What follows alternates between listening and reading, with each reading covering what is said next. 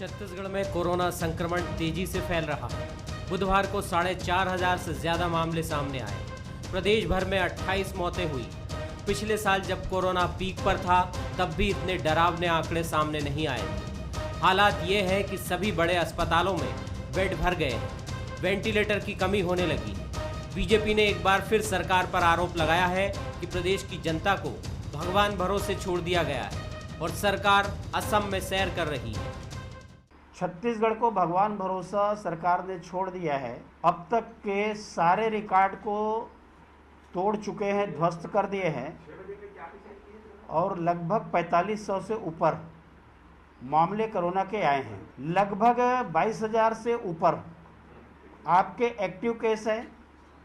Recovery rate में आप पीछे हैं, वैक्सीनेशन में आप पीछे हैं, लेकिन छत्तीसगढ़ की सरकार इस पर राजनीति कर रही है। लोग मर रहे हैं, सरकार के सेहत में उसका कोई असर नहीं पड़ रहा है। मुख्यमंत्री घूम रहे हैं असम के अंदर में। चिंता होना चाहिए कि जिस छत्तीसगढ़ ने आपको इतना बड़ा बहुमत दिया है, आपको 90 में 70 सीटें दी है, वो छत्तीसगढ़ के लोग आज सड़क पर पड़े हैं, करा रहे हैं। हमको दुख इस बात का है कि सरकार की उपस्थिति कहीं भी नहीं लग रही है कि सरकार नाम की कोई चीज़ है। सरकार जो है, और दुर्भाग्य से ये हमारे को बोलने में भी बड़ा दुख हो रहा है कि गांव में भी कोरोना फैल गया है। ये भाषा ठीक नहीं है। वैक्सीन आज जो सेंटर खोलने चाहिए, आप उससे सेंटर नहीं खोल पा रहे हैं। इधर सरकार का कहना है कि बीजेपी कोरोना के समय से ही राजनीति कर रही है। सरकार संक्रमण रोकने की हर संभव कोशिश में लगी है। वैक्सीनेशन भी बढ़ा रही है, साथ ही टेस्टिंग की संख्या भी बढ़ाने की कोशिशों में लगी है। कोरोना एक ऐसा वायरस है जो बहुत तेजी से फैलता है। हम अभी भी इसके प्रति व्यक्तिगत तौर पे गंभीर नहीं हुए तो सरकार से उम्मीद करना बेकार है। सरकार बंद करके किसी को नहीं रख सकती। सरकार के उतने हाथ भी नहीं है, उतनी सरकार की पहुंच भी नहीं है, और ये सरकार का कर्तव्य भी नहीं है कि हर नागरिक को घर में बंद कर दे। और हमको अगर कोरोना के साथ जीवन जीना है, अब 1 साल से ऊपर हो गया है, आज भी हम अगर नहीं समझेंगे और नहीं सीखेंगे कोरोना के साथ जीना, तो जीवन अस्त व्यस्त हो जाएगा। प्रदेश में हालात बिगड़ते जा रहे हैं। इसकी बड़ी वजह लोगों की लापरवाही भी है। अब तो ये भी मांग उठने लगी है कि बिगड़ते हालात को संभालने के लिए और इस चेन को तोड़ने के लिए लॉकडाउन जैसी व्यवस्था फिर लाई जाए। उधर स्वास्थ्य मंत्री ने भी संकेत दिए थे कि अगर जरूरत पड़ी और हालात नहीं सुधरे तो सरकार लॉकडाउन पर भी विचार कर सकती है। अभिषेक शुक्ल, बंसल न्यूज, रायपुर। नमस्कार, स्वागत है आपका। मैं हूं अभिषेक शुक्ल। महामारी इस वक्त चरम पर है और उसमें भी सियासत सब पर भारी पड़ रही है। जी हां, छत्तीसगढ़ में मार्च महीने में ही इतने केसेस निकलकर सामने आए कि पिछले साल जो चरम पर थे, सितंबर का महीना सभी को याद होगा, ताबड़तोड़ केसेस निकले थे। 1 लाख का आंकड़ा पार हुआ था, लेकिन तब भी लगभग 3600 केस मैक्सिमम एक दिन में पहुंचे थे। लेकिन पिछले 24 घंटे की बात की जाए, 4,500 से ऊपर मामले सामने आ गए हैं। 28 मौतें हो गई हैं, एक्टिव केसों की संख्या बढ़ गई है और ये संक्रमण ग्रुप में लोगों को संक्रमित कर रहा है। मतलब स्ट्रेन ज़्यादा पावरफुल यहाँ पर बताया जा रहा है। कैसे हालात सुधरेंगे? अस्पतालों में बेड लगातार फुल हो रहे हैं। हालांकि आज से वैक्सीनेशन और तेज़ किया गया है। कल रिकॉर्ड 1,21,000 से ऊपर वैक्सीनेशन हुआ था। अब सरकार ने 2 लाख का टारगेट रखा है, लेकिन सियासत फिर भी हो रही है। विपक्ष का कहना है कि सरकार गंभीर नहीं है इस मसले को लेकर और फिलहाल असम में सरकार बैठी है। बहुत सारे आरोप प्रत्यारोप लगे हैं। चर्चा इसी पर आज होगी कि आखिरकार ये जो संक्रमण है फैल रहा है बहुत तेज़ी के साथ, लोगों को जिंदगियां उनकी लील रहा है, कैसे रोका जाए? क्या सरकार के हाथ में है, क्या लोगों के हाथ में है? खास मेहमान हमारे साथ हैं, रजनीश जी हैं हमारे साथ, भाजपा विधायक, बहुत स्वागत आपका। अमित श्रीवास्तव जी कांग्रेस से हैं, बहुत स्वागत। और वरिष्ठ पत्रकार विश्लेषक उचित शर्मा जी हमारे साथ हैं, बहुत स्वागत सर आपका भी। रजनीश जी, सरकार तो बोल रही है कि वैक्सीनेशन भी हम बढ़ा रहे हैं, टेस्टिंग भी बढ़ा रहे हैं। महामारी तो देश के साथ दुनिया भर में भी है, आप लोग सिर्फ सियासत कर रहे हैं कोरोना में।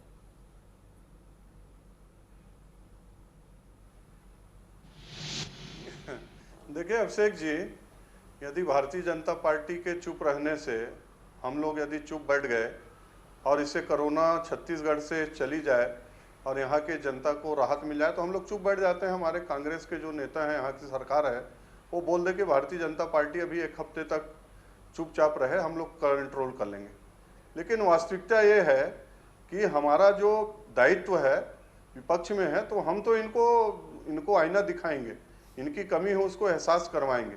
जो लापरवाही किए हैं, जो 2.5 करोड़ जनता को छत्तीसगढ़ की ये भगवान भरोसे छोड़ के हाथ खड़ा कर दिए हैं, तो इनको तो उसको सामना करना ही पड़ेगा। अभी जो कोरोना आया है, इसके फैलने का कारण क्या है? यदि हम देखें, पूरे विश्व की बात करते हैं, भारत की बात करते हैं, ठीक है, हमको अभी छत्तीसगढ़ की बात करना है या विश्व की बात करना है? यदि कांग्रेस के मित्र यदि चाहते हैं कि अमेरिका के, कि मैक्सिको के महाराष्ट्र की बात करना है, उससे छत्तीसगढ़ की कोरोना कम हो जाएगी, तो मैं इनको कुछ नहीं कहना चाहता, लेकिन इनको जवाब देना ही पड़ेगा कि छत्तीसगढ़ में अचानक 15 दिन से ये स्थिति क्यों बनी, और इसके पीछे कोई कारण है, एकमात्र कारण है, तो वो है इनकी जिद, इनकी लापरवाही। और उसके पीछे ये जो खेल करवाया है, उस समय बार बार बात आई, गुजरात में IPL मैच को बिना दर्शकों को कर दिया गया, लेकिन ये लगातार मैच करवाते रहे। उसका परिणाम क्या हुआ? फ्री की टिकट दुर्ग में हजारों की संख्या में बटी, बेमेतरा में हजारों की संख्या में बटी, रायपुर में हजारों की संख्या में बटी, और उसका परिणाम क्या हुआ? यहाँ से खिलाड़ी जो गए हैं भारत के बाहर विदेश के, वो भी संक्रमित हुए और अचानक से बढ़ गई। तो ये सरकार को क्या आप इसमें जवाब नहीं देना चाहते? ये जवाब देहनी है उनकी। और बाकी स्थिति क्या है? यदि हम टेस्टिंग की बात करें और हॉस्पिटल के जो बेड्स हैं उनकी बात करें, जो स्थिति थी, इसको पूरा ये संभल चुकी थी इस स्थिति को, फिर छत्तीसगढ़ को इन्होंने धकेल दिया है। 2.5 करोड़ जनता आज फिर वही स्थिति बन गई है। अभिषेक जी, एक हॉस्पिटल में फोन करिए, एक बेड नहीं मिल रहा है, और ये सरकार की जो लापरवाही है, इसका जवाब देना ही पड़ेगा इनको कि ये कोरोना के लिए क्या किए, और यदि अभी आज की स्थिति में इसका बढ़ने का कोई जवाबदार है तो पूरे विश्व में बढ़ रहा है, भारत में बढ़ रहा है। अलग बात, लापरवाही का आरोप विपक्ष लगा रहा है आप लोगों पर कि आप लोग लापरवाही नहीं करते, तो पिछले साल जो जैसे हालात थे, संभल चुके थे, फिर से उसी जगह छत्तीसगढ़ आके खड़ा नहीं होता। अभिषेक जी, देखिए, मैं एक चीज कहना चाहता हूँ कि जिस प्रकार से बहुत ही भाजपा के सम्मानित विधायक कह रहे थे कि जिस प्रकार हम पे आरोप लगा रहे थे, निश्चित तौर पे वैश्विक महामारी है और हम सब मिलकर इसके लिए लड़ाई लड़ रहे हैं, और छत्तीसगढ़ सरकार हर वो कार्य कर रही है जिससे जो कोरोना पूरे देश में जो जिसने रफ्तार पकड़ ली है, जो बेकाबू हो चुका है इस देश में, तो हम हर को कोशिश कर रहे हैं जिससे ये काबू में आ सके। और लगातार हमारी सरकार उस पर कार्य कर रही है, और सिर्फ छत्तीसगढ़ में ही नहीं, पूरे देश में अगर आप देखेंगे तो 150 दिनों बाद अगर आप देखेंगे तो 72,000 के ज्यादा आंकड़ा आज दर्ज किया है, और लगातार 8वें दिन 50,000 से ज्यादा केसेस रिकॉर्ड हुए हैं।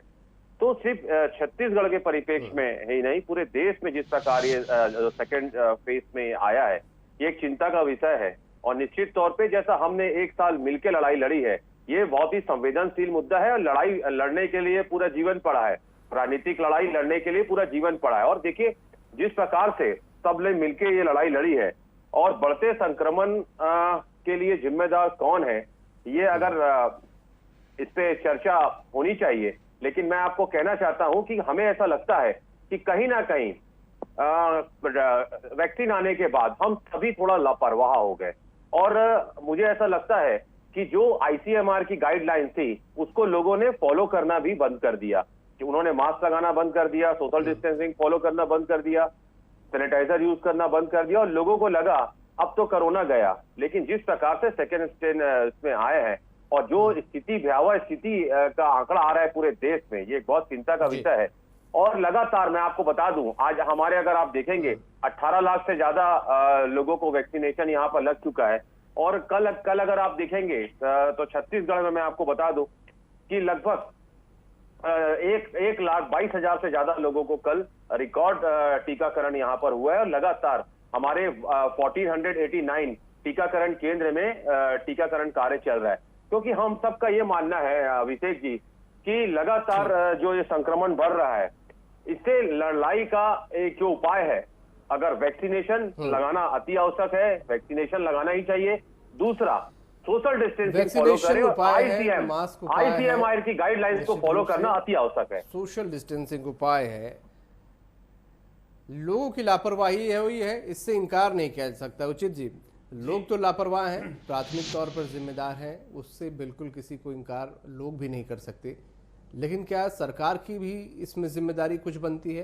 क्या सरकार आज छत्तीसगढ़ जो दूसरे नंबर पर पहुंच गई, उसमें कुछ हीला हवाली हुई है? क्या भाजपा के आरोपों में दम है? देखिए, ये बात कि रजनीश जी जो बोल रहे हैं, इस बात से भी इनकार नहीं किया जा सकता कि क्रिकेट मैच एक कारण हो सकता है, लेकिन एकमात्र कारण यही है, मैं इसको नहीं मानता। ये बात सत्य है कि हमने लापरवाही, लोगों ने लापरवाही, देखिए एक ह्यूमन टेंडेंसी, साइकोलॉजी है, आप ज़्यादा दिन तक लोगों को बांध के नहीं रख सकते, ज़्यादा दिनों तक उनको नियम और कायदे कानून में आप बांध के रखना इम्पॉसिबल है। तो ये एक बहुत बड़ा कारण भी है कि ये एक संक्रमण बढ़ रहा है। आप देखिए, और रहा जो मास्क लगाना, जो सोशल गैदरिंग में नहीं जाना, ये सब चीजें अगर लोग कर रहे हैं तो ये सीख कहां से रहे हैं? ये सीख कर रहे हैं हमारे जनप्रतिनिधि से, और जनप्रतिनिधि खुद मीटिंग्स ले रहे हैं, जनप्रतिनिधि खुद सभा ले रहे हैं, जनप्रतिनिधि लोग रूबरू हो रहे हैं, जनप्रतिनिधि खुद अपने कार्यकर्ताओं से मिल रहे हैं, लोगों से मिल रहे हैं। तो वो जब फॉलो प्रोटोकॉल कोविड-19 के वो फॉलो नहीं करेंगे तो आवाम कैसे करेगी? आप क्या उम्मीद करते हैं उनसे? क्या प्रदेश का कोई नेता किसी प्रकार का ये इस तरीके के प्रोटोकॉल मेंटेन कर रहे हैं? वो नहीं कर रहे तो आप जनता से क्यों उम्मीद कर रहे हैं? बहुत आसान है बोलना, लेकिन मैं इस चीज़ को नहीं मानता कि कोई भी, चाहे हमारे छत्तीसगढ़ के हेल्थ मिनिस्टर हो, चाहे डॉक्टर हर्षवर्धन हो केंद्र के, कि अपनी ईमानदारी से प्रयास नहीं कर रहे हैं। वो अपने प्रयास बराबर कर रहे हैं, वो जो प्रयास होने चाहिए, जो ईमानदार प्रयास होने चाहिए थे, वो हो रहे हैं।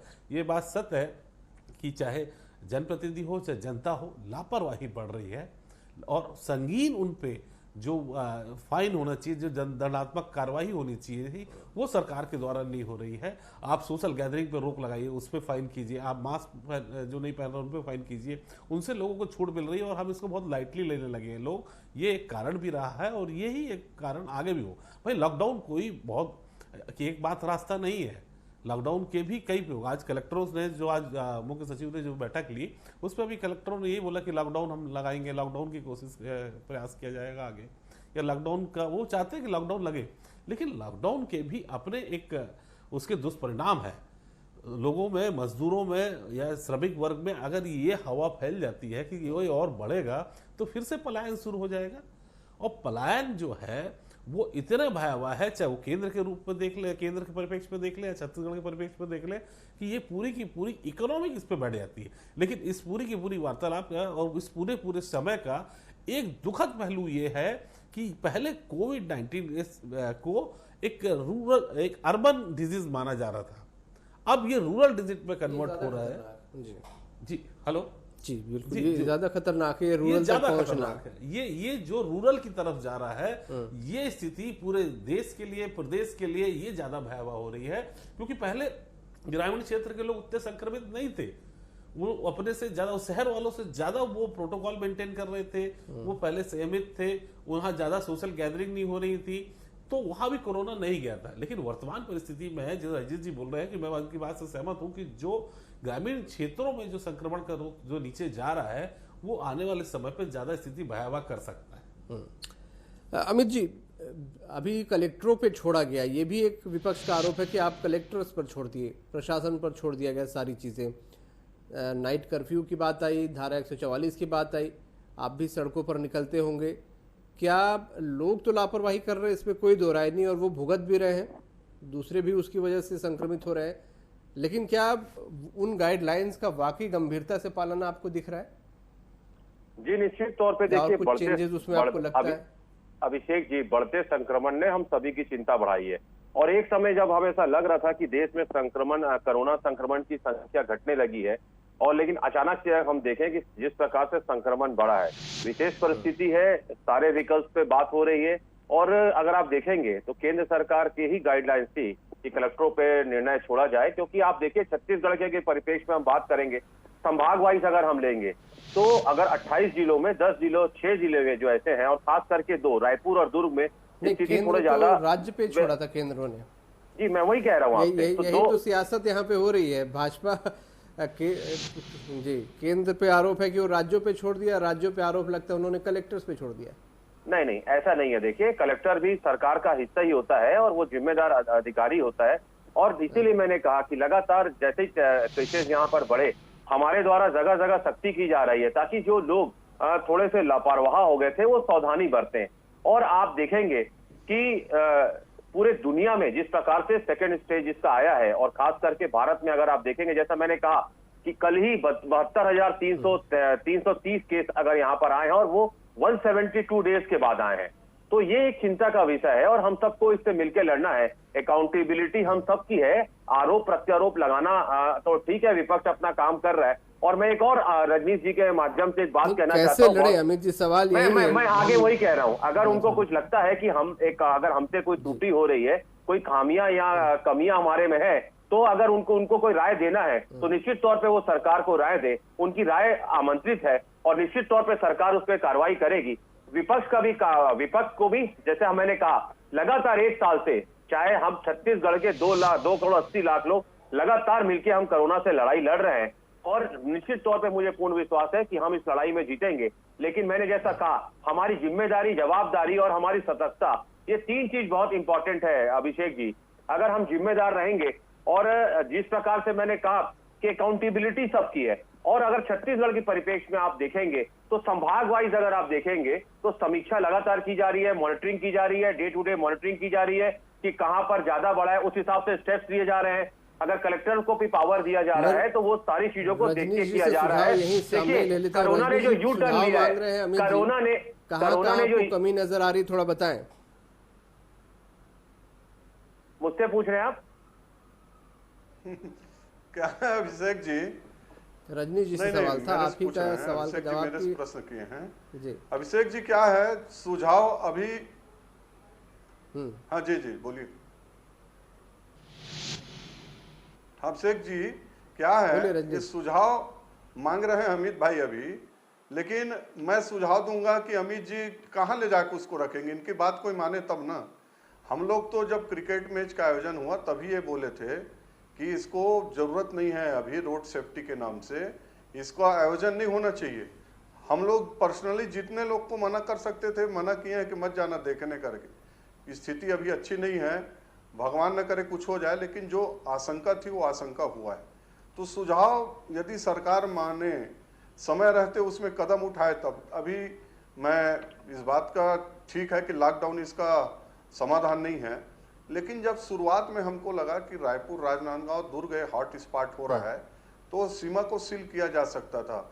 जो महाराष्ट्र की बॉर्डर है उसको सील किया जा सकता था धीरे से, आने जाने के नियम थोड़ा कड़ाई करके। यदि हम ये 3 जिलों को 1 हफ्ता पहले, 10 दिन पहले रोक लेते तो मुझको पूरा विश्वास है कि छत्तीसगढ़ के जिलों में जिस तरह से फैलना शुरू हुआ है उसमें हम काफ़ी हद तक सफल हो जाते।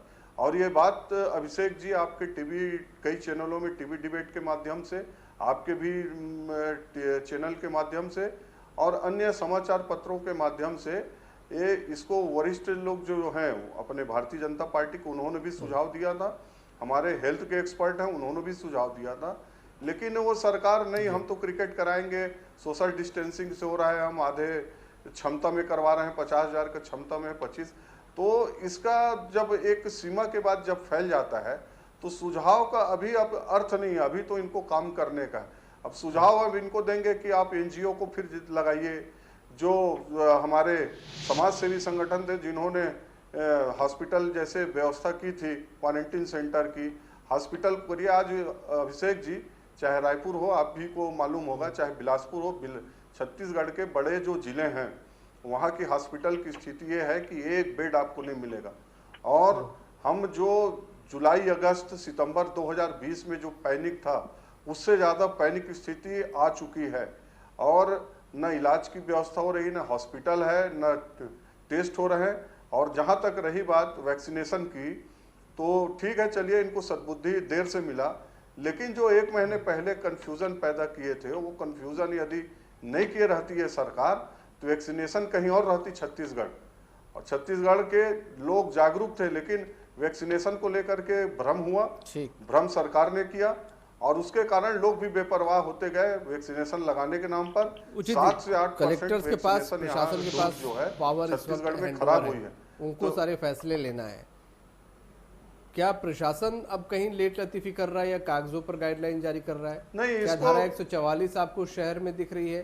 क्या सोशल डिस्टेंस नहीं, दिख रहा है? देखिए, अब से क्या ये तमाम चीज, नाइट कर्फ्यू के जो हालात हैं वो भी आपको क्या नजर आ रहे हैं, क्या व्यवहारिक लग रहे हैं? उचित जी।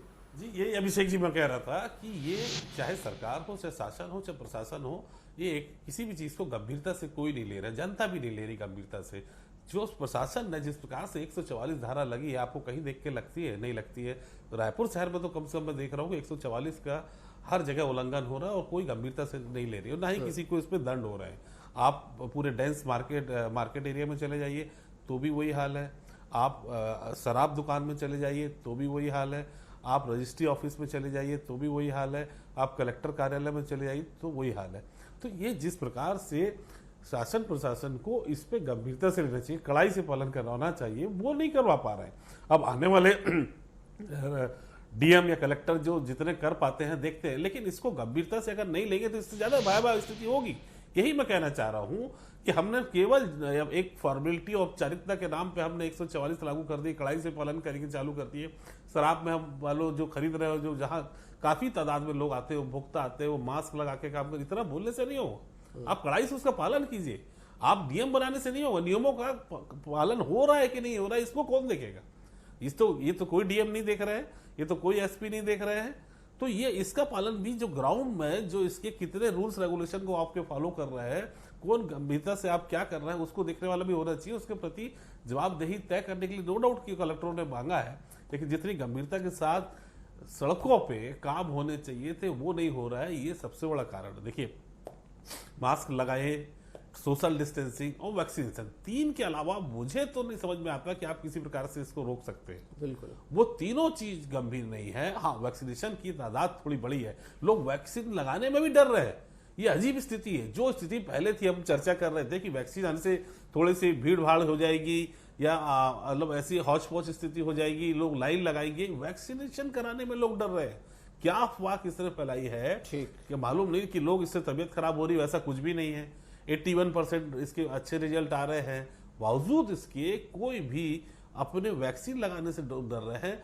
और यही एक कारण, ये भी एक बड़ा कारण है, लोग गंभीरता से वैक्सीनेशन को नहीं ले रहे। अमित जी, बहुत संक्षेप में आपसे टिप्पणी चाहूंगा, आने वाले समय में क्या उपाय नजर आ रहा है? क्या हम लॉकडाउन की ओर बढ़ रहे हैं?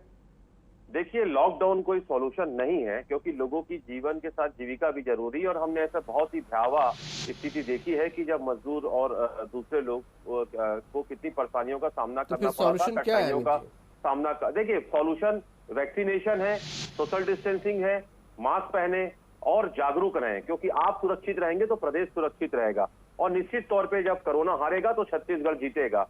और मैं एक आपके चैनल के माध्यम से एक निवेदन करना चाहता हूं समस्त जनता से कि शासन प्रशासन के नियमों का पालन करें, सुरक्षा व बचाव का नियम का पालन करें, नहीं तो लॉकडाउन की स्थिति से बचा नहीं जा सकता। इसलिए आप अपने घर पे रहें, अपने साथ साथ आप दूसरों के जीवन को दिक्कत में ना डालें। आपसे भी बहुत संक्षेप में टिप्पणी चाहूंगा। लोगों को लगातार जागरूक होना पड़ेगा, बिल्कुल सही बात है, लेकिन लोग जागरूक नहीं है, हालात इसीलिए बिगड़ गए हैं। अब आगे क्या, कैसे जागरूक करिएगा? जबरदस्ती करिएगा? प्रशासन के पास क्या उपाय है? आगे कैसे रोका दे रहा हूं कि हम 25 मार्च 2020 को इस स्थिति पे पहुंचे थे और आज उससे भी 1 साल से ज्यादा हो गया। हम लोगों को जितना जागरूक कर पा रहे थे कर दिए थे, लेकिन अब इसका हम लोगों के ऊपर छोड़ के उनके ऊपर टाल दे तो इस समस्या से मुझको लगता है कि हम नहीं जीत पाएंगे। सरकार को इसमें ठोस कड़ा कदम उठाना पड़ेगा। हम यदि सिर्फ लोगों को, रोज तो आपके चैनल कर रहे हैं, पत्रकार कर रहे हैं, प्रेस हो रहा है, हम लोग कर रहे हैं, लेकिन कहाँ जागरूक हो? अब 1 साल में नहीं हो पाए तो अभी हम सोचेंगे कि एकाएक सब जागरूक हो जाएं तो नहीं होने वाला है। इसलिए वो काम चलता रहेगा। मैं भी आग्रह निवेदन कर दे रहा हूँ आपके माध्यम से कि हम राज्य शासन, केंद्र शासन के गाइडलाइन का कड़ाई से पालन करें, लेकिन इसके साथ ही साथ राज्य सरकार को ट्रैकिंग में, ट्रेसिंग में और ट्रीटमेंट में ध्यान देना पड़ेगा। कई मामलों में कड़ाई करना पड़ेगा। कुछ जिलों को हमको सीमा को सील कर देना चाहिए। अभी भी मुझको लगता है समय है, जहां हॉट स्पॉट है वहां को हमको सील करके आवाजाही को कम से कम न्यूनतम कर देना चाहिए, नियमों के साथ कर देना चाहिए। तो हो सकता है आने वाले समय में छत्तीसगढ़ से हम इस स्थिति से पार पा पाएंगे। ठीक। ये एक उपाय है। यहाँ पर प्रशासन के पास बहुत सारे हालांकि तरीके होते हैं, कैसे कंट्रोल होगा ये कोरोना संक्रमण, ये एक बड़ी चुनौती इस वक्त बना हुआ है। लोग को जागरूक करना है, लोग जागरूक हो नहीं रहे हैं, ऐसे में प्रशासन के पास क्या ऑप्शंस हैं इस पर विचार ज़रूरी है। बहुत शुक्रिया बहरहाल आप सभी का इस चर्चा में शामिल होने के लिए। कोरोना संक्रमण बहुत तेज़ी के साथ बढ़ा है और जो विशेषज्ञ हैं वो बोल रहे हैं कि ये संक्रमण अभी और भी बढ़ेगा, अभी तो इसकी पीक आना बाकी है, मतलब स्थिति और ख़तरनाक हो सकती है। इसे रोकने के लिए एक्शन मोड पर अब सभी को रहना होगा, जनता को जागरूक होना होगा, समझना होगा। कुछ चंद लोगों की लापरवाही का खामियाजा एक बड़ा वर्ग भुगत रहा है, उसके सामने रोजी रोटी का संकट आ जाएगा अगर लॉकडाउन जैसी चीज़ें सामने आएंगी, जो कि सामने दिख भी रही कि आ भी सकती हैं। इसलिए ऐसे लोगों को सतर्क रहना, अपनी जिम्मेदारी समझना ज़रूरी है। आप अगर संक्रमित नहीं भी हो रहे हैं तो कैरियर बन सकते हैं किसी और को संक्रमित करने का, किसी और को ना सही अपने घर को संक्रमित करने का आप एक बड़ी वजह बन सकते हैं। तो समझिए, संभलिए, अपनी नहीं तो दूसरों की चिंता करिए। आज का मुद्दा में इतने। नमस्कार।